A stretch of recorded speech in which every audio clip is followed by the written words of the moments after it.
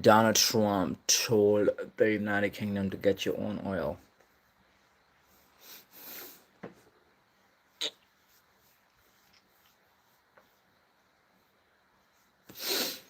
Donald Trump told the United Kingdom to get your own oil as he urged America's allies to reopen the Strait of Hormuz themselves. The US president singled out Britain in his criticism of countries suffering from soaring oil prices caused by Iran's closure of the vital shipping lane, suggesting the UK need to learn how to fight. Mr. Trump said all of these countries that can't get jet fuel because of the Strait of Hormuz, like the United Kingdom, which refused to get involved in the decapitation of Iran, I have a suggestion for you. Number one, buy from the US. We have plenty. And number two, build up some delayed courage. Go to the strait and just take it. He added, you will have to start learning how to fight for yourself. The USA won't be there to help you anymore, just like you weren't there for us. Iran has been essentially decimated. The hard part is done. Get your own oil. Pete Hegseth, the U.S. Defense Secretary, reiterated Mr. Trump comments, calling on countries around the world to be prepared to join the mission to reopen the waterway. It's not just the U.S. Navy. Last time I checked, there was meant to be a big bad Royal Navy to help as well. He told reporters. The Strait of Hormuz has been effectively closed ever since the US and Israel launched their war in Iran, pushing up global oil and gas prices. On Monday, the IMF warned that the UK's economy is especially exposed to the energy crisis.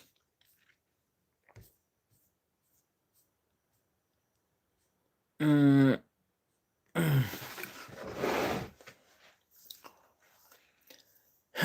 Iran's foreign minister condemned Israel for openly and unashamedly bombing pharmaceutical companies, arguing that their intentions are clear. In a post on X, Abbas Araghi wrote, what they're getting wrong is that they're not dealing with defenseless Palestinian civilians. Our powerful armed forces will severely punish aggressors. The Iranian government said earlier today that the US Israeli airstrikes had hit and damaged one of the country's largest pharmaceutical companies. Tawfiq Dari, which produces anesthetic and drugs to treat cancer, footage shared online showed the facility was almost destroyed in the attack. Oh my god, this is getting even crazier right now. Israel says its military is focused on striking military or regime targets. However, an increasing amount of civilian infrastructure is being hit, including steel, aluminum, and chemical factories, refineries, reservoirs, desalination plants. You know what's going to happen if America actually hits the desalination plants in Iran? What Iran is going to do in retaliation, they would hit all the retaliation plants in the Middle Eastern countries. They're going to attack all the Gulf countries, especially Saudi Arabia, because they also have a history with Saudi Arabia. For like the last 20 years, they've been threatening Saudi Arabia to hit their desalination plants. So this is kind of an excuse for Iran to actually do it even more, because now you kind of like made it very legit. And that's going to be messed up for all of the European countries. It's pretty messed up. Civilian airports and universities. Iran, meanwhile, has frequently attacked civilian sites throughout the war. Iran, in its 32nd day of internet blackout. So, Iran has still got the internet blackout, by the way. I don't even know why they're not opening it. It seems like the first time it actually happened was by the regime for the Iranian people inside.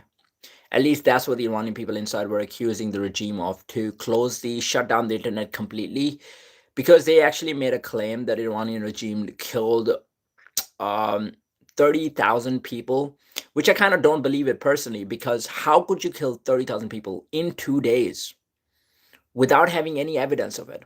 To be honest, like 30,000 people in 2 days, that means like those people were bombed massively. You should have been able to see rubbles and you should have been able to see, like destroyed buildings, a lot of destruction, but that never actually happened. We didn't get a video of that coming out, and their claim was that the internet was shut down completely, so they couldn't record anything, and they couldn't put anything on the social media. That's the reason it didn't come out.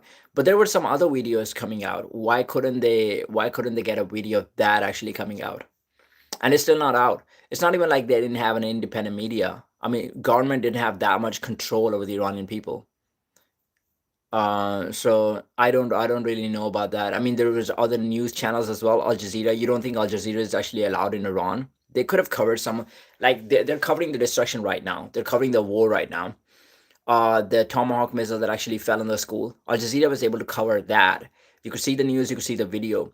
But why wasn't there a video of the destruction that happened within the 2 days when the government destroyed the buildings or maybe dropped bombs or whatever? They killed 30,000 people. I'm not questioning it, but I'm just saying like that would be a legit question. Like I'm not 100% saying that it didn't happen, but it's a possibility that not that many people died, because if that many people died, you should have been able to see some sort of evidence. Look in Palestine. It took a year for Israel. It took years for Israel to kill 70,000 people. And maybe the number isn't correct. Maybe it's way more. But at least you saw something. There were bombs dropping. They were doing the carpet bombing. There were buildings destroyed, hospitals, universities, schools, all of it. In Iran, you don't see that. You didn't see that thing by the regime. And if you're just shooting people down, if you're just shooting 30,000 people down, that's not physically possible to do it in 2 days. So I don't know. It's kind of fishy, actually. Okay, so they're saying the internet is still closed on the 32nd day. A number of regime officials are permitted to use the internet and have been posting on their social media channels throughout the conflict. However, ordinary civilians have been cut off from the outside world for over 744 hours. Why do they have to write the hours? You think I'm going to do the mathematics on 744 hours? According to internet monitoring group NetBlocks, Tehran often enforces internet blackouts during times of conflict and protests in order to suppress dissent by limiting citizens' ability to communicate and mobilize. Okay, Iran's internet blackout has entered 32 day with most users cut off from the outside world for over 744 hours. Yeah, that's the thing I'm saying, right? Like, even if the internet has been cut for 30, let's say 32 days, it doesn't mean that they don't have any sort of independent media. It doesn't even mean that they don't have other news channel actually covering it. So why has there been not been like a single news posting about the deaths that happened in Iran? This number was only given by the civilians of Iran, by the way. None of the governments actually verified it. Okay, Iran's plan to make U.S. troops fight through sea of blood if Trump invades. I don't know if that's a good decision, by the way. U.S. is actually dropping thousands of troops in Iran to actually do the mission because they believe that Iran will always be able to enrich the uranium, and the only way to actually get rid of it is dropping the troops there because it's quite deep. It's like hundreds of feet underneath the surface, and that is the only way. Bombing it is not going to work. So are we talking about like a forever war now? Because I mean, sounds like it. And are thousands of troops actually even enough? I don't think so. I mean, they're gonna need like hundreds of thousands, maybe. Thousands of troops is not enough. We're seeing that in the Iraq War. We're seeing that in the Iraq War. You needed hundreds of thousands of troops. Okay, should Donald Trump order American soldiers to seize Iran's uranium, they would not be fighting insurgents hiding among civilian populations or terrorists striking from the shadows. That's a problem because Iran is actually familiar with that area. I mean, Iran has a lot of mountains. I mean, those are the people that are actually familiar with the area, and they would be able to fight better in those circumstances in that environment. Do you remember the incidents with like when Russia was actually trying to invade Afghanistan, but they had to lose? Uh, Granted, that America and Pakistan was actually helping them out with the weapons, but Russia had a much stronger military force than Afghanistan. But just because they were not actually familiar of the area, they couldn't actually fight with those Afghanis. And Afghanis would give their life to fight. To be honest, they didn't have much to lose. They had higher survival instincts because that's what they've been doing for like the last, or how many years. That's what they've been doing. This is the kind of lifestyle they've been living. So it's the same for Iran. Iranian people actually, they're willing to die now. Almost all of them have lost members of their family. The only reason they are they're alive is because now they actually just want to get it back, to be honest. Yeah, there's not much purpose. The purpose would be to take revenge for most of the people over there. So I'm sure they'll be willing to give their lives. So that's not an easy task. Granted, the Iranians are also willing to actually trade. They're also more familiar with the area. Pakistan is considered holy because Jesus trekked the Indus River to Tibet to study the Tibetan Book of the Dead and climbed Everest. Do you believe that actually, by the way? Do you actually believe that? You know what? What do you think, by the way, Viking lawyer? Do you have any familiarity with the Islamic Ahmadiyya faith, Ahmadiyya Muslim faith? Because they have some sort of like similar theory. I don't know if all of the Muslims actually believe that, but it's worth checking actually.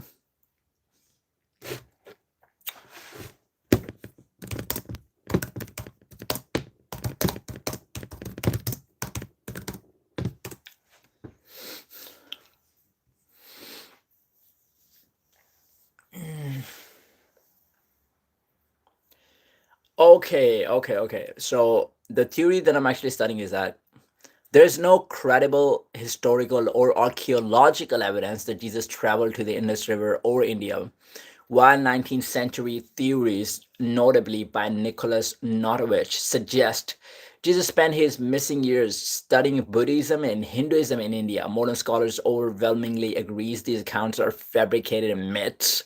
Now, here's the thing: Buddhism and Hinduism are very old religions, and especially Hinduism. Hinduism came like thousands of years ago. Was it like close to 4,000 years ago when Hinduism actually came? It's one of the oldest religions. So, Jesus studying Hinduism, would that mean that Jesus actually believed that Hinduism was true for that time? So, are you saying, I don't know what Christians actually believe? Do Christians actually believe that Hinduism was like a true religion for that time? I know Christians do believe that Judaism was actually a true religion. Moses was actually a prophet. Moses was the prophet of God. It was just that the Jews of the time of Jesus did not actually accept him because he thought it was going to be somebody else. They thought this Jesus is actually a liar, and the Messiah that they're waiting for would actually come in the end time, just not this guy. That's the reason they didn't actually accept him. But not that they don't actually believe that somebody else was going to come. But do you guys, Jesus may have visited India, but he actually trekked the Indus River to Tibet and climbed Everest. They're saying there's no credible historical or archaeological evidence that Jesus traveled to the Indus River in India. So we're not really sure about it. Maybe he did actually do that, but what's your personal belief? First of all, are you a Christian? And second of all, the second question is, do you guys believe that Hinduism was actually a religion for its time, and it actually came like 4,000 years ago? It was actually a true religion. And I know people stray away from the teachings of religion, right? Like Christianity for its time was a true religion, according to me. But like as time passes, people actually stray away from the teachings. Just like I believe that Islam was actually a true religion. But now the time passes and Muslims actually stray away from the actual teachings of the religion. In the Bible, it says Satan brought Jesus to the highest peak. I am pagan. Wait, so pagans, you're a pagan actually. What's the core belief of pagans, by the way? So you guys believe that you guys believe in the like the idol worshipping, and when you believe in the idol worshipping, does that actually mean that you do believe that there are gods, but you're communicating to the gods through those idols? Is that what it means? And if you're a pagan worshiper, do you believe in like one singular god, or do you believe in like multiple gods? Do you still believe that there's like a big god source? Many gods became one. Okay, so many gods became one. But that, so are those gods, so those many gods, did they actually come from like a single source? Or did those gods actually came from nothing? So they were the singular. They were the first. They were like the fundamental gods, but then they became one together. Jesus is nothing against Satan's holy bald head, bro. Jesus is nothing against Satan's holy bald.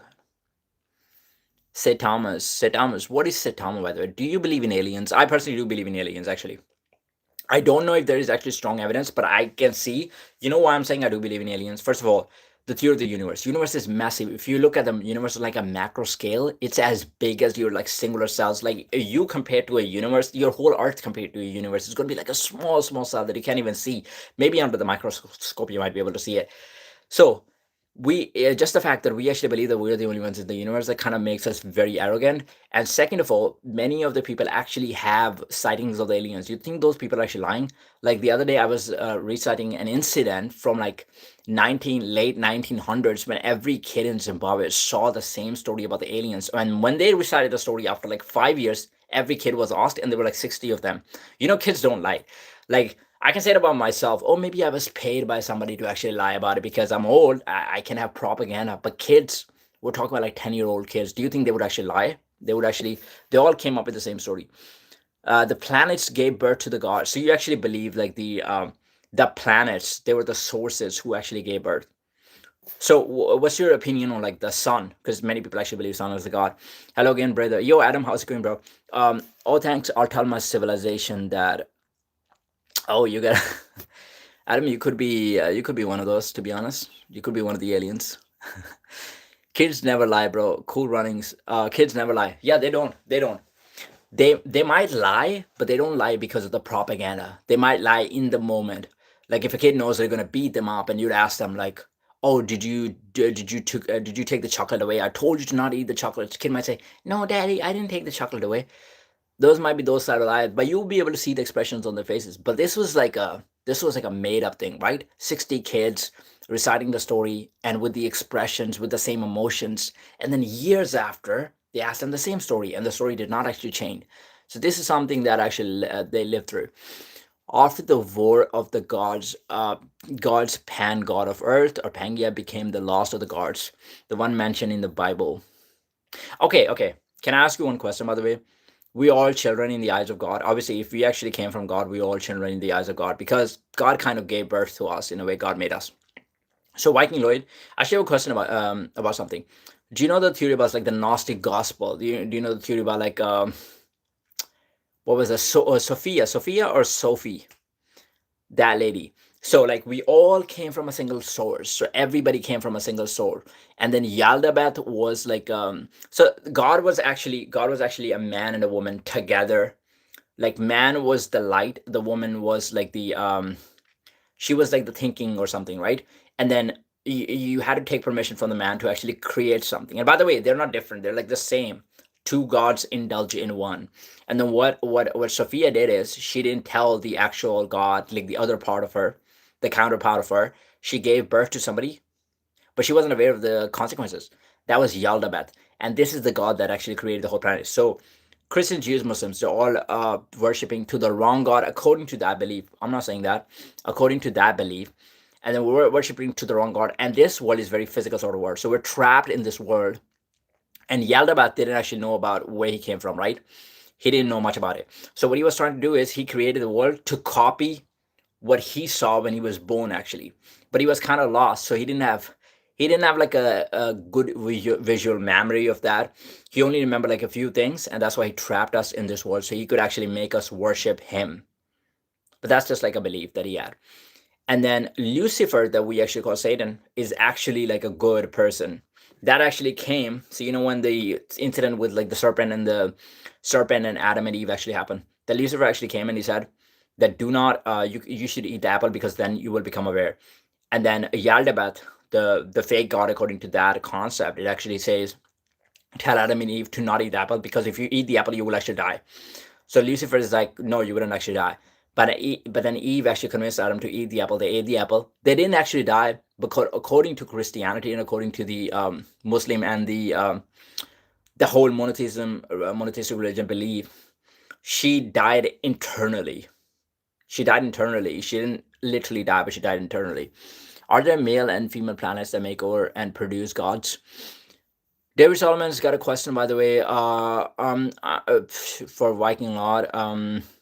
Okay, I'm not sure about it, but I know the pictures that we've taken or like the videos that we've taken from space actually shows that Earth itself, the whole planet itself, might actually be breathing because you do feel the heartbeat. And I know it might be like magnetic fields. It might be magnetic fields or like the electric fields. And it's the same thing about the sun as well. They feel like sun might also be breathing, but we don't really know. We are one of three. Okay. which claim Jesus studied at the Hamas Monastery in Laudaism and widely bunkers. The teachings of Hinduism and Buddhism conflict with the core tenets of Jesus' teachings, making it unlikely he developed his ministry based on Eastern philosophies. The earth is an egg shaped. The earth is egg shaped, actually. That is true. Who is believed to have traveled to India around 5280? Thomas the Apostle.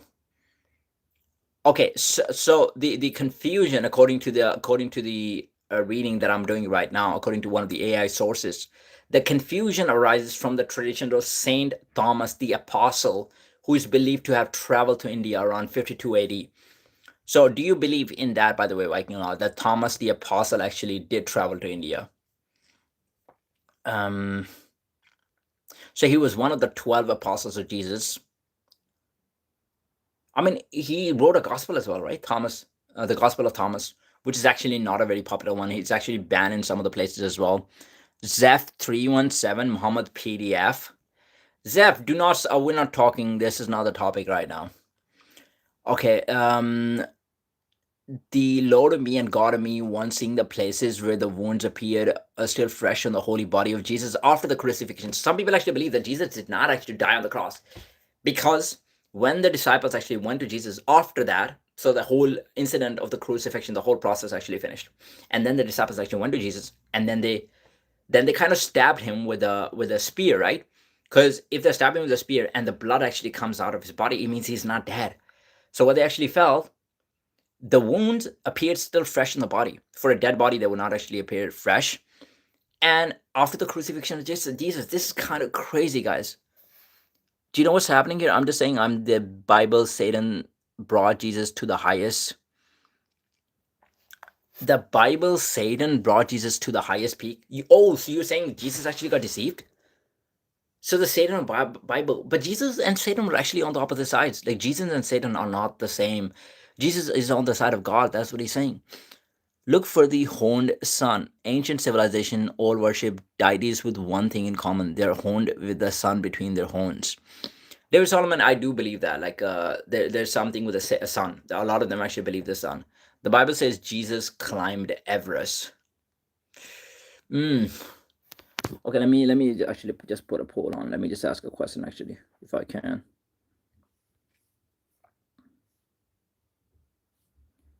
Oh, it's not gonna let me ask a question right now. Oh man, I can't actually ask a question right now anyway. When the poll actually comes, I would ask a question about this one. Passage where Satan takes Jesus to the highest peak. Satan takes Jesus to the highest peak.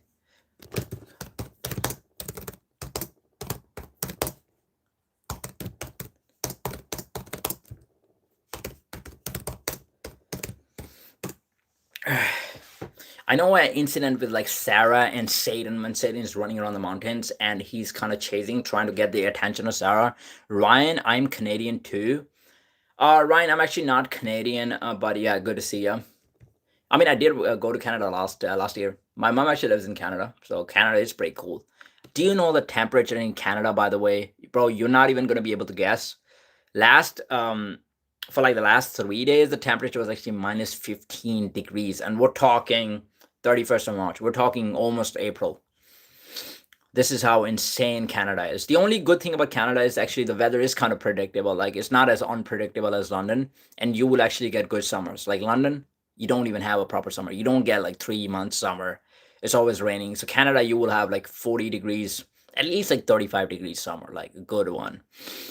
According to the Gospel of Matthew. Okay, Viking Lord, we actually, I think I did find the passage. According to the Gospel of Matthew 4:8, the devil takes Jesus to a very high mountain during the third temptation to show him all the kingdoms of the world and their glory. Yo, Mahmoud, how's it going? But I think this is in a sense where devil is actually showing him. You know how devil actually asked everyone to sell their soul to the devil? It could be an attempt to ask Jesus to convince Jesus to actually sell his soul to a very high mountain during the third temptation to show him all the kingdoms of the world and their glory. Satan offers Jesus authority over these kingdoms. So that's what I'm saying. See, you know, all the Hollywood industries and all, like the rappers and all of this, They have instances, and it's not only mentioned by one guy. It's mentioned by multiple guys that Satan actually, that the devil actually does try to make a deal with them, because those guys have influences over the people. If you actually convince like one of them, you get influence over millions of people. Imagine if it's a rapper. Imagine if Eminem sells his soul to the devil. Dude, he's gonna be producing all the music with the devil. He's gonna be influencing that many millions of people, like all the Slim Shady guys, all the you know, all the Eminems. They're gonna be doing this. Uh, all the stands is like the right word. The highest peak is Everest. No, this one is not about Everest. This is not a literal thing. It's a figurative thing. The devil takes Jesus to a very high mountain during the third temptation to show him all the kingdoms of the world and their glory. Satan offers Jesus authority over these kingdoms in exchange for worship, a request Jesus rejects, citing the need to worship and serve only one God. It could also mean literally. It could also mean literally like he took him to Mount Everest and it showed him every single thing. Because from Mount Everest, from the top point, you might be able to see every single thing. And I don't know how good Jesus' eyes were. Like we have limitation on our eyes. We can probably look only like 2 miles, 3 miles away. I don't know what's the limitation of a human eye, but Jesus was able to probably see all the kingdoms, and Satan probably offered him like a deal, like you're going to be able to take over all of those planets. Mahmoud, can I be mod, please? I don't actually know how to make mod. I was thinking about it, but I'm like, how do I do it? Okay, citing the need to worship and serve only one God. The temptation. Satan promises domain over all earthly kingdoms to Jesus. Matthew specify a very high mountain, often traditionally associated with Quarantania, describes it simply as a high place. And this is according to Luke. They're talking about Quarantania. I don't know what mountain Quarantania is, by the way. Luke 4:5 describes it simply as a high place. Significance. Okay, this is the last of the three temptations described in Matthew before Satan leaves Jesus and angels arrive to help him. The account highlights the choice between earth glory and spiritual obedience, with Jesus choosing the latter. See, Jesus is going for the spiritual obedience. Jesus is not going for the earth glory, because Jesus was like the nominated prophet of God. So Jesus and Satan are completely on the opposite side. Jesus was never going to worship Satan. That's not what Jesus was going to do.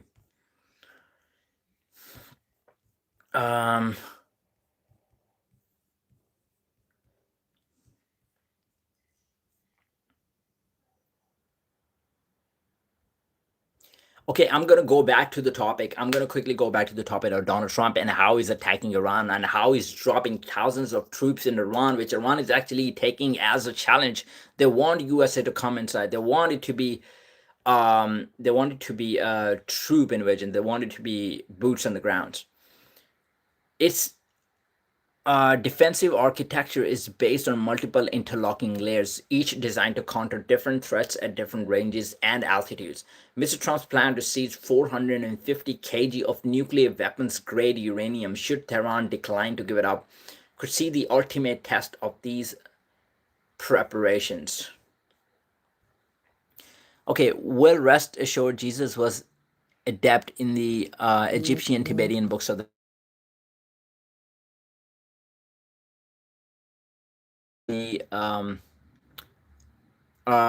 Egyptian and the Tibetan books of the dead. He probably didn't know anything about it, to be honest.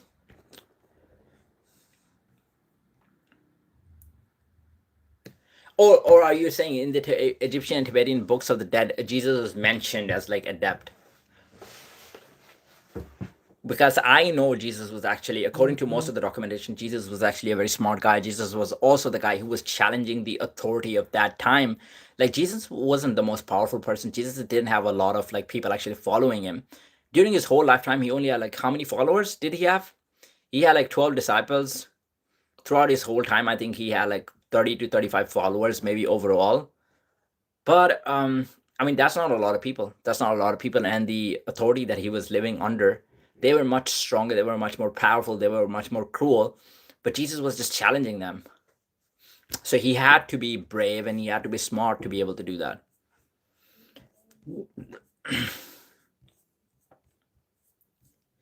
Okay, I'm gonna recite some of the some of the miracles of Jesus, and let me know which miracles do you actually believe in. Caesar was Lord of Lords. Germanicus was Lord of Kings. Jesus was Kings of Kings, of Son of Kings.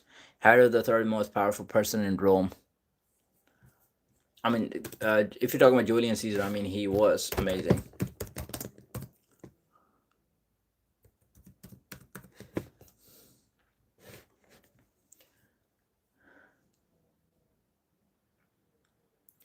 Okay, if you're talking about Caesar, right? So Julian Caesar, he was like 100 BC. So we're talking 100 years before Christ.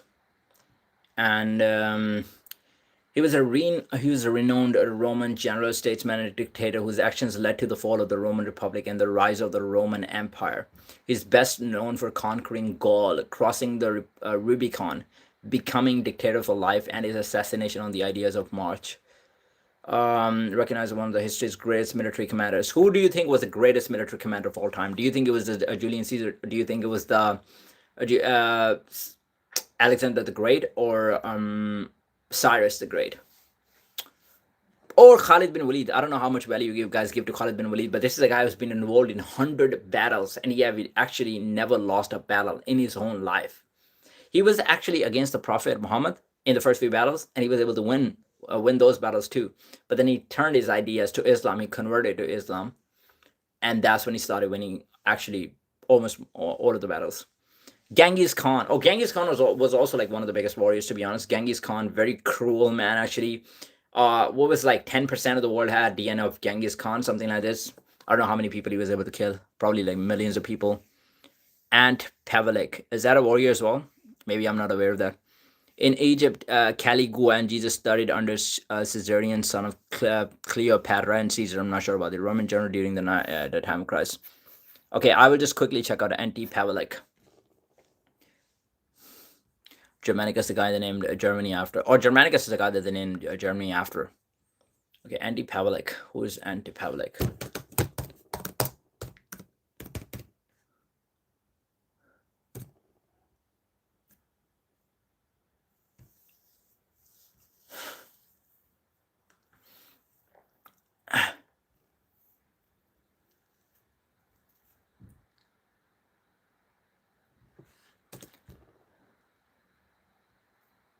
Okay, was a Croatian politician who founded and headed the Ustaz in 1929, was dictator of the independent state of Croatia.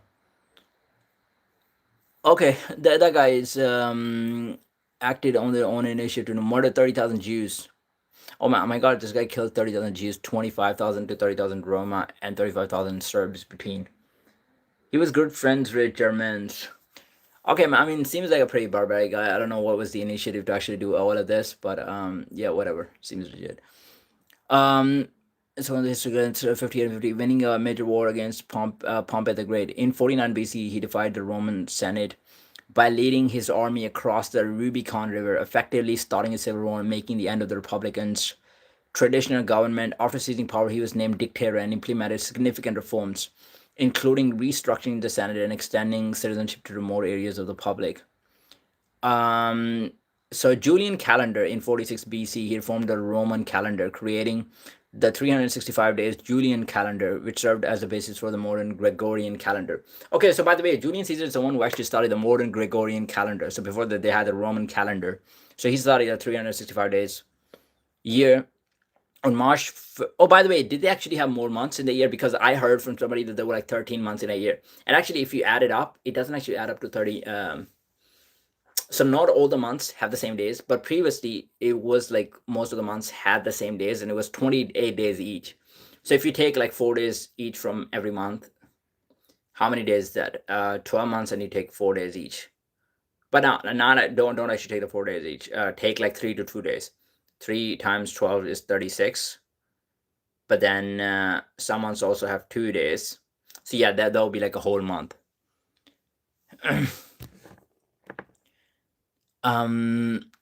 Popularity among common citizens for whom he enacted reforms and his friendship with Cleopatra in Egypt. Germanicus was actually Nordic origin.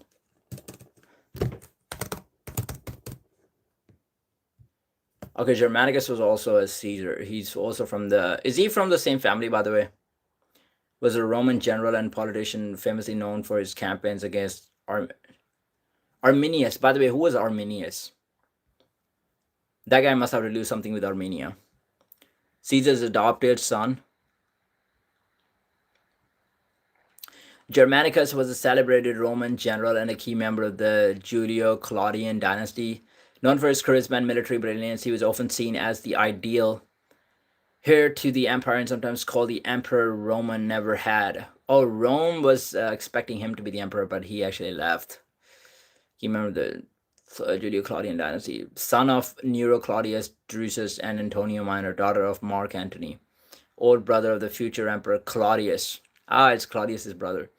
Adopted by his uncle Emperor Tiberius at the request of Augustus, making him a legal member of the. They gotta make a movie about this, bro. Do they actually have a movie about this? The name Germanicus was an honorary title awarded for victories in Germania. His most significant achievements include he led massive campaigns between AD 14 and 16 to restore Roman honor after the disastrous Battle of the Teutoburg Forest. His forces recovered the lost eagle standards of the legions wiped out under Varus, a moment of great symbolic importance for Rome. Defeating Arminius, he secured major victories against the Germanic chieftain Arminius, including at the Battle of Ides Taviso. Oh, by the way, I was guessing that Arminius would have something to do with Armenia, but it's actually also against a Germanic chieftain. So that was also Arminius was also Germanic. Germanicus died suddenly of Antioch at the age of 33. Why are those great warriors actually dying at the age of 30s only? While on a mission to the eastern provinces, because they were always involved in wars. I mean, these guys started fighting when they were like 17 years old, 18 years old. I mean, look at like Alexander the Great. He was pretty young, right? Alexander the Great was he actually even 30 years old? Like he was pretty young. Yo, Mahmoud, what are you talking about? Yeah. His death was surrounded by rumors of poisoning by Gnaeus Calpurnius Piso, possibly on the orders of a jealous emperor Tiberius. His death triggered unprecedented public grief in Rome as he was seen as a hero who championed republican principles. His premature death shifted the course of Roman history, leading to the eventual resigns of his son Caligula and brother Claudius. Okay, I mean, this is pretty messed up, to be honest. This is pretty messed up.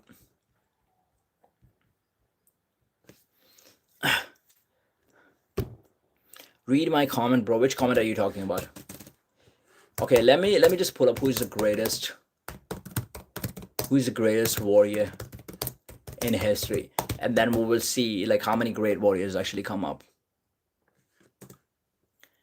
During the time of Christ, Germanicus declared himself emperor and marched on Rome after Tiberius refused to pay him war retributions. It was the reason for these census.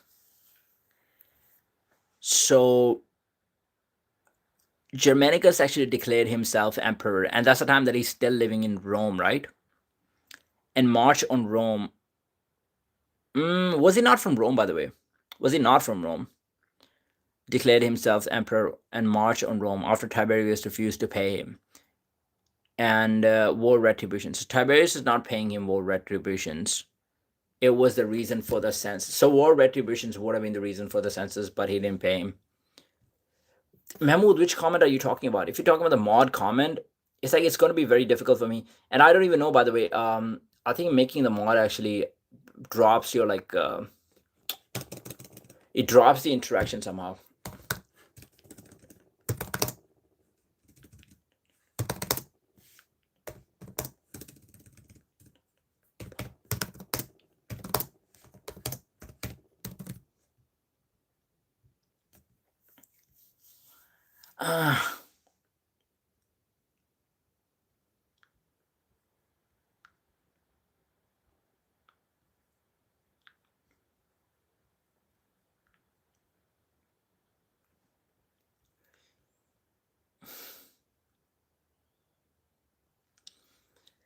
Beware of trigger happy mods.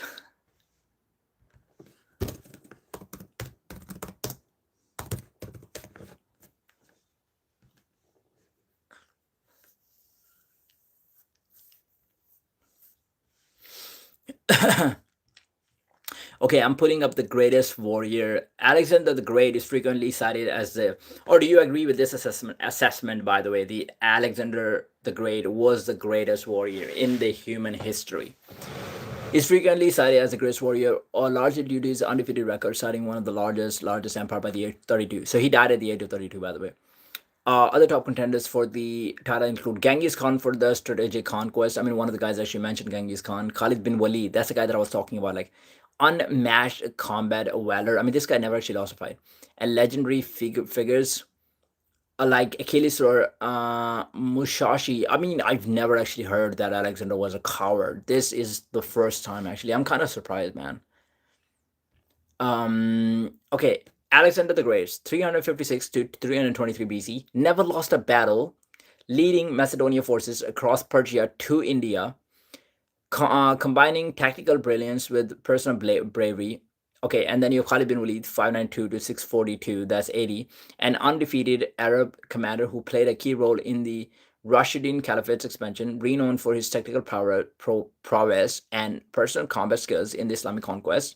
Then you have Genghis Khan, 1162 to 1227, relatively new, founded the Mongol Empire by uniting tribes using innovative tactics and extreme discipline to conquer massive territories. Then you have Miyamoto Musashi, 1584 to 1645, a Japanese swordsman and philosopher, famous for remaining undefeated in 61 duels. Unbelievable. Then you have Richard the Lionheart, known for his physical prowess and leadership during the Third Crusade. Leonidas, the Spartan king, famous. Leonidas, isn't there a movie about Leonidas, by the way? Oh, was that the guy in Spartacus? The Spartan king, famous for his last stand at the Battle of the Thermopylae. Jack Churchill, a British officer who fought in World War II with a long bow, basket, hilted sword, and bagpipes. Samujaya, Alexander ran into the devil in Egypt, ran the other way, and died on his way to Babylon. Babylon. Okay. Okay, maybe there was something about Alexander that was actually not very appreciated by the public. Let me just check. Alexander the Great, because that would be like a big revelation for a lot of people. A coward. I'm pretty sure even AI is gonna get surprised with this. AI is like, oh, I've never been asked this question. No, Alexander the Great was not considered a coward. He's historically renowned for his immense bravery and leading from the front lines of the battle. He fought alongside his men, personally leading cavalry charges and frequently suffered injuries. He was viewed as a legendary, charismatic warrior. I mean, the guy was actually leading all the wars that he was fighting. He was leading his army. He was also taking a lot of injuries. So a lot of damage, and he kept on doing this. uh, Typically led the decisive attack himself with his companion cavalry rather than commanding from the rear. So he's not commanding from the rear, he's commanding from the front. That's what he's doing. Bravery and risk. His personal bravery was never in question, and he shared the risk and hardship of his shoulders. He was viewed as a hero, similar to Achilles, and his military success is legendary, attributed to his courageous hands on leadership style. While he could be ruthless and developed paranoia later. Oh, paranoia. Okay, so by the way, I see where you're actually making the statement. So later on in his life, he had some sort of a paranoia, which could be a result of a lot of different factors. Maybe it wasn't because of his own safety. Maybe it was because of the people that he was trying to protect. And paranoia later in life, this was likely due to high stress, dangerous nature of Macedonian politics, where most of his predecessors were assassinated. Okay, so they're talking about the Macedonian Empire, right? Macedonian politics. Most of his predecessors were actually assassinated in that area, actually. So he was probably scared that he was going to get assassinated as well. And then the people that were reliant on him would die too. Even when he encountered situations that made him paranoid, it did not manifest as cowardice in combat, as he remained a relentless conqueror.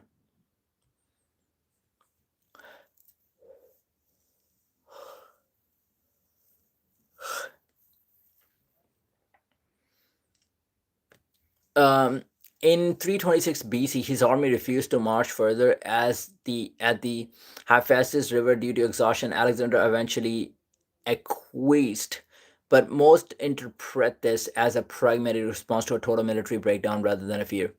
Dude, it could also Viking. It could also be like a um, pragmatic response to a total military breakdown rather than fear. Maybe he was just losing the battle. Maybe his army wasn't good enough to actually capture that area. Maybe they were just losing, right? They were losing a lot of people. So he was like, okay, we're gonna make like this is like a strategic response instead of like because of fear. After the mutiny, Alexander led his army back through the brutal Gedrosian desert, which some view as a vindictive punishment against his own men, showing a cruel or unstable temper rather than cowardice. Punishment against his own men, showing a cruel or unstable temper rather than cowardice.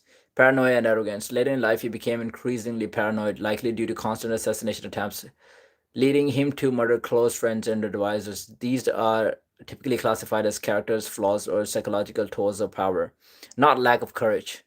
Running into the devil might make you paranoid. Where did you actually get this, by the way?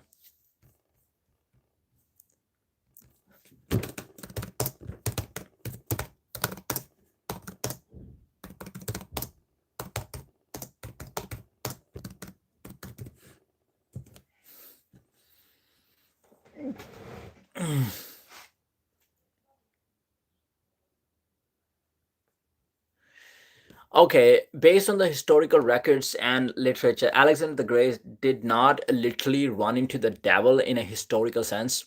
However, this idea arises from several different contexts, including latter legends, religious interpretations, and his reputation as a demon king due to his destructive conquest.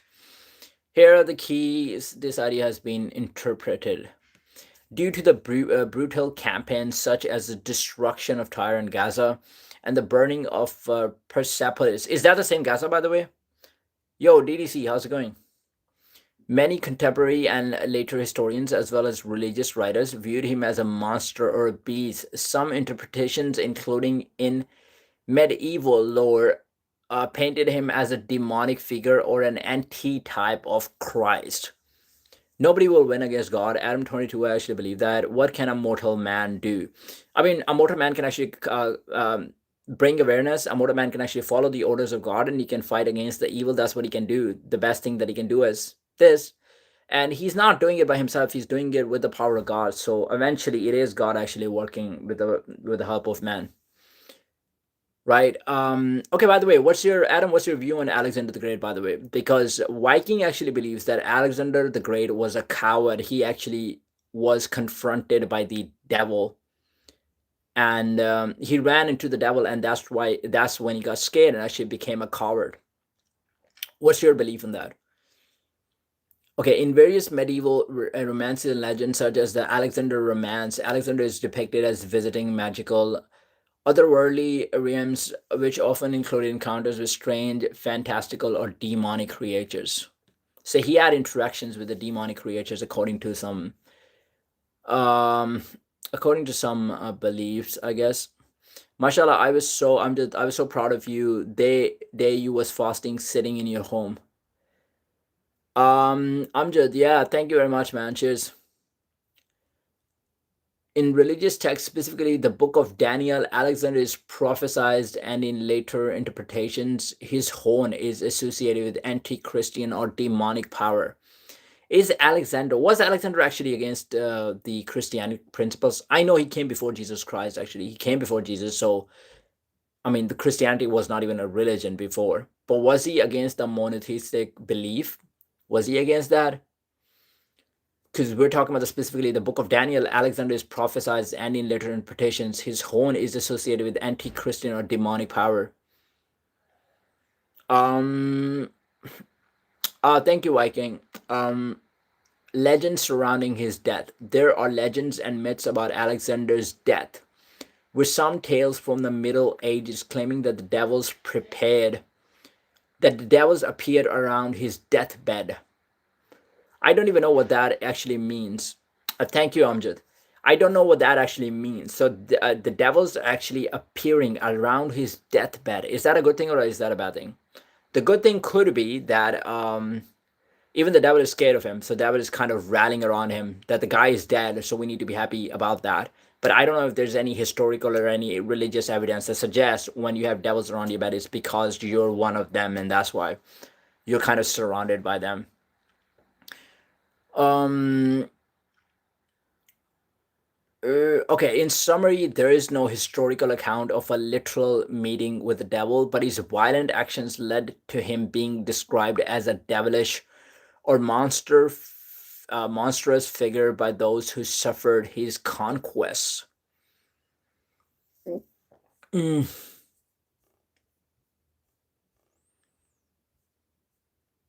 Okay, so I don't really know, man. Some people actually associate him with the devil. They say that because he created a lot. Um, uh, I know you guys. Maybe you guys would be good mod. And to be honest, I'm not even lying about this. Like a few days ago, I was actually considering this. I was like, maybe I should have like a mod around my stream too. But now I'm thinking, dude, mods are kind of. I don't see any point of having a mod on the stream because it's like you're taking then it's gonna have then people are gonna have opinions, right? You're gonna have people of different opinions. There's a guy who's talking about this. Like most of the times on the stream, we're discussing either politics, we're discussing religion, we might be discussing aliens, we might be discussing a bit of science or like bit of UFC or whatever. Then it's gonna be like when you have people of different opinions and then you have a mod that has a certain opinion, then they might actually take the comments away, they might actually ban people from the stream. So this is something like, are we really is that actually really friendly to the freedom of speech, to be honest? So then I was thinking maybe we don't need a mod on the stream. Like if you're getting a lot of hate and a lot of disrespect in the comment section, that's kind of fine. I mean, it's up to me. I can either read the comments, I can also ignore the comments, I can also indulge in the debates. Like if somebody is actually having the comments which is completely opposite to my opinion, I can indulge in the debates and be like, okay, why do you actually believe that? And if I feel like the person doesn't actually have an argument, they don't have a point, but it's constant like personal attacks and stuff, then I can kind of ignore it, to be honest.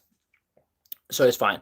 Maybe if my following at some point gets to a point where it's kind of like really hard for me to actually do it myself, then I might consider having somebody as a mod. But it's not to take away anything from you guys. I mean, you guys would actually make a great mod, I believe. Cursing or damaging anyone to hell. Okay, where are you from? Denke Naren Khan. I am from Pakistan, bro. I'm living in London at the moment.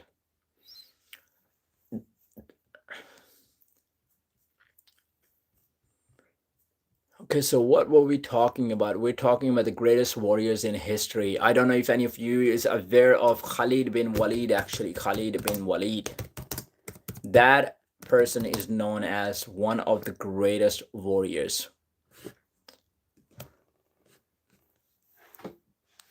Don't marry your cousin, please. Oh, wow. Uncle. No, I won't.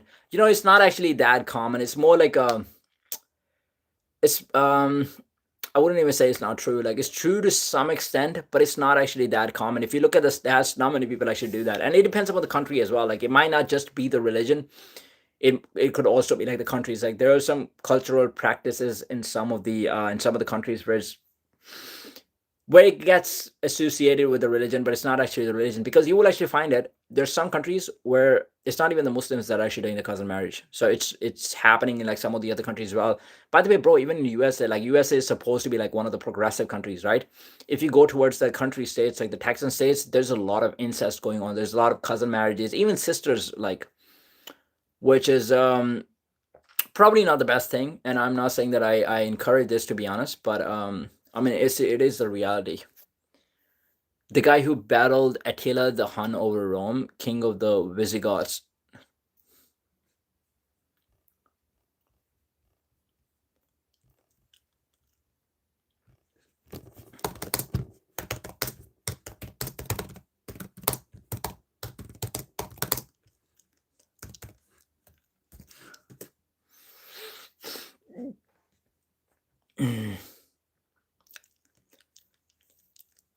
You're talking about Flavius Attius. Flavius Attius, a Western Roman general, often referred to as the last of the true Romans. Uh, yeah, led a coalition of Roman and Visigothic forces to confront Attila at the Battle of the Catalonian Plains, also known as the Battle of the Chalons in 451 AD. Attius formed a crucial alliance with the Visigoth king Theodore. Bro, Theodore, I watched a movie about this as well. To stop Attila's invasion of Gaul, modern day France. The battle was one of the bloodiest of the era. By the way, who is Gaul? Gaul, man. I remember the name, maybe from the Daredevil, actually. That was like a Chinese person. Yeah, it was in Daredevil. They had like different powerful authorities in different countries, and then from China there was one who is called. It was a woman actually, pretty old. The battle was one of the bloodiest of the era, resulting in a strategic victory of the Romans and their allies, forcing Attila to retreat. Attila background: Attila was uniquely prepared to fight the Huns because he had spent time in his youth as a hostage among them, learning their language, tactics, and writing style. Theodoric I, the Visigothic king who allied with Attila and was killed during the Battle of the Catalonian Plains, probably. Okay, that is pretty cool. Let me tell you about the Gaza was a mighty battle also. Yeah, yeah, I do remember the one. I actually saw that one. Is that the one with Alexander the Great? Alexander the Great actually went over there. By the way, let me tell you something about Khalid bin Walid because not many people are actually aware of Khalid bin Walid. He had almost 100 battles, and this guy was undefeated, man. Like today, where do you get undefeated people? Like we don't have battles like this going on, but we do have like combat sports. Like okay, Floyd Mayweather was undefeated after how many battles? 50 battles. But this guy, we're talking like the whole army's fighting, and he was undefeated. So Khalid bin Walid died 642 CE, so he's pretty late actually compared to like Alexander the Great. Was a legendary Arab military commander and companion of the Prophet Muhammad. He was against Prophet in the start, but then he became his friend. He converted. Widely regarded as one of the greatest military tacticians in history. He's most known for his title Saifullah, the Sword of Allah, and his remarkable record of remaining undefeated in over 100 battles during the early Islamic conquest.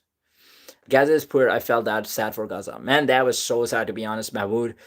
Like Gaza, how many people actually die? Like 70,000 according to IDF, and that's the source of IDF. And we know that no independent media was actually allowed over there. Numbers would be higher than this.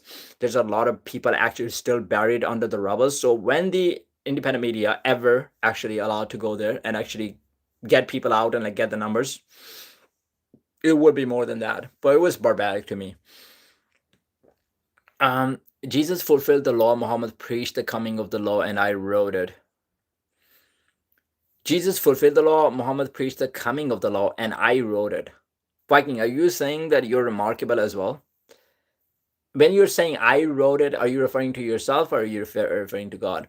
Background: okay, born into the influential Banu Maxim tribe in Makkah, he was trained from a young age in horsemanship and combat.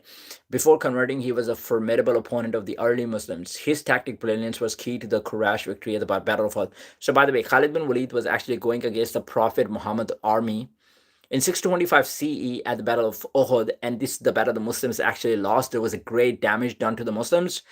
Muslims made like a strategical mistake as well. They did not listen to the Prophet. Prophet was like, you are staying in those places. Actually, do not leave this place.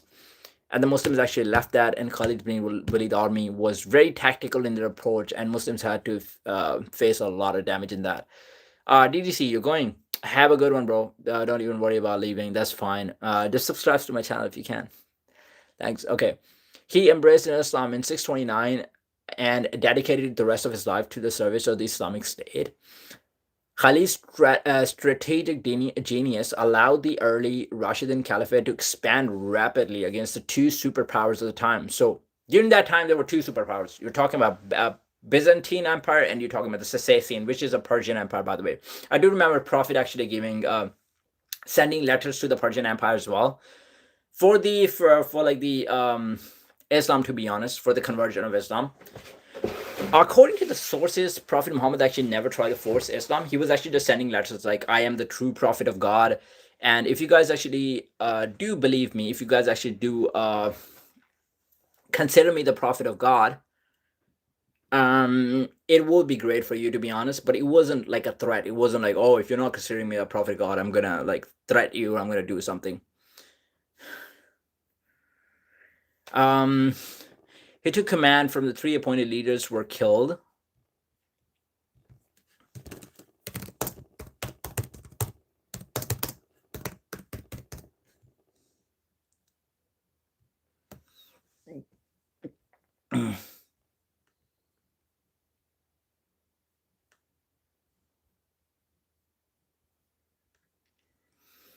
Okay, Viking. Was he actually a Merlin? I mean, AI doesn't actually agree with this. Merlin is a figure of Arthurian legend and Welsh poetry, known as a wizard, sorcerer, or a prophet in the mythical tales of King Arthur. So, are you saying like Muhammad was actually not a true prophet? He was actually a sorcerer. He created everything, and he was actually so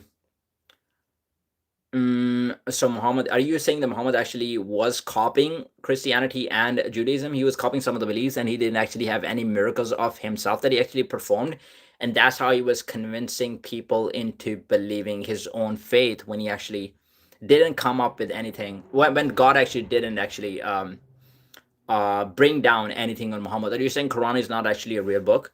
Muhammad was a historical figure born in Makkah and became the founder of Islam, political and military leader, and is believed Muhammad to be the final prophet of God. Muhammad is really a messenger prophet who received messengers from God to convey the Quran, not as a user of magic or sorcery. I mean, there were people during that time who actually considered Muhammad a magic because his message was very powerful, very strong, and it was convincing people. It was affecting people a lot. So there could be two arguments. One argument could be that it is not even possible for a prophet to actually convince people like this. Therefore, Muhammad has to be like a sorcerer. Muhammad has to be like a magician the way he was affecting the people. The other argument could be that Muhammad just had the power of God. He had that power of God. He had the God on his side. That's why he was able to perform miracles on people. It wasn't magic, it was miracles that he was actually doing on people. And that's why people started believing in him. I can tell you an incident from Muhammad. He used to pass the house of an old lady who was quite old actually. And that old lady was throwing dirt in Muhammad every single day. She was throwing because she didn't believe he was an actual prophet.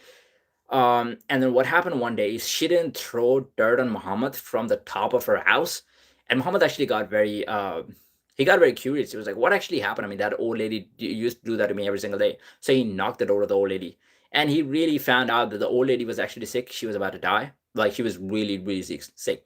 And Muhammad was like, "Okay, I'm actually gonna." So he actually helped the old lady out. He actually stayed in the house of the old lady. He served the old lady, and then the old lady actually, once the old lady actually got better, she actually believed in Muhammad as a holy prophet. She was like, I was throwing dirt on you every single day, and you actually came, you knocked my door and checked up on me because I didn't throw dirt on you that day.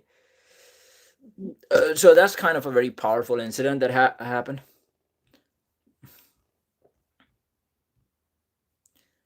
I'm getting a message. I received an email saying you'll be training me for data upload tomorrow. Could you please let me know what time will be available for it?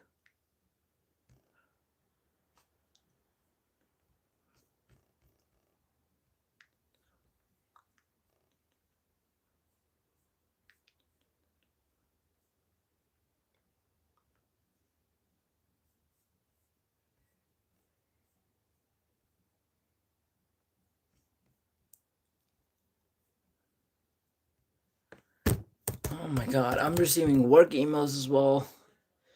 Can you make me the mod, please? 3 years in Dagestan and forget. Dude, that is Sladex. That is true. 3 years in Dagestan and forget about this. I need 3 years in Dagestan. Just like I can't go right now because the visas are closed to Dagestan. After the resurrection, Jesus did not ascend to heaven. He continued to walk in the earth for another 1500 years.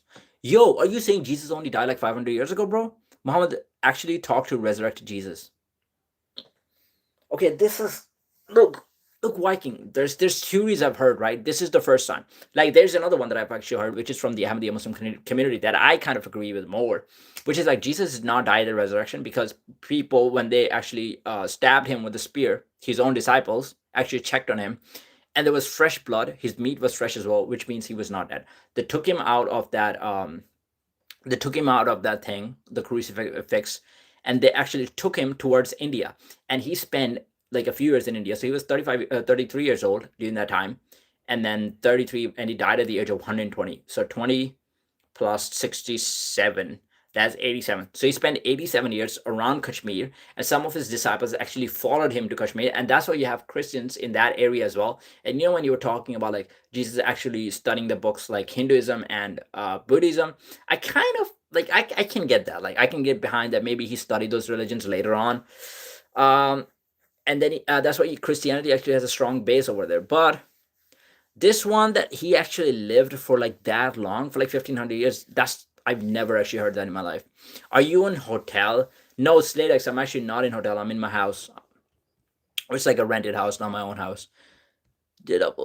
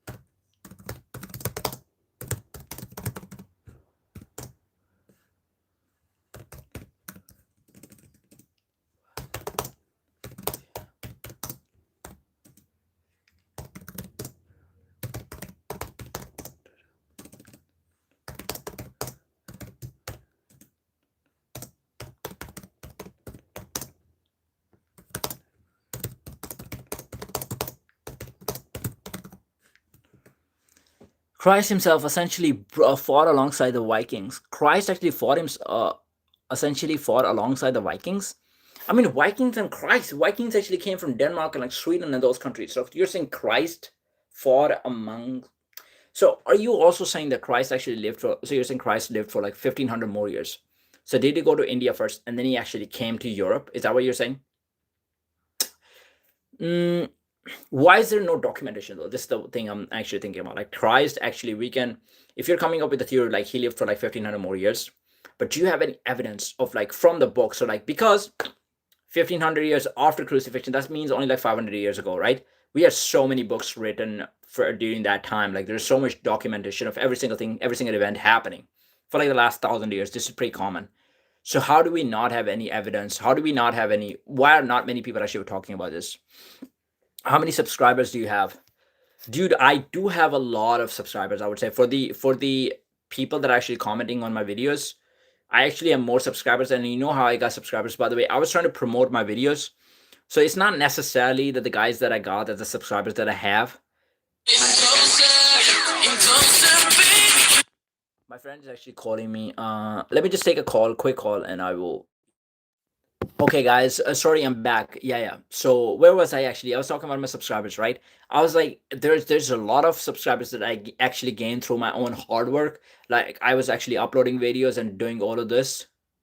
Yeah, Mahmoud, if you wanna go and you're like, that's completely fine. But then there's a few subscribers who are actually promoting my videos, and when you actually promote your video on YouTube, it does give you subscribers. But the negative part of that is that when you gain those subscribers, they might not actually tune into the work that you're doing, and the algorithm works in a way that it kind of blocks some of the stuff that you're doing. So it's better, I would say it's better to not actually promote your videos sometimes. But I don't know, really don't know. Like I saw the feature of like promoting the videos and I thought it was going to be really good. And for like some of the videos it's really good because you do get like good views, but then at the end it probably doesn't even help you all the time. Okay guys, I'm actually going to come off the stream because I'm going to do like a UFC stream. So I'm going to cut this stream off. I'm going to get off this stream, but then I'm going to start a UFC stream where we'll be specifically discussing like MMA and fighting and stuff. So have a good one. Take care of yourself. I'll be doing it with my friend. I'm just going to start it now.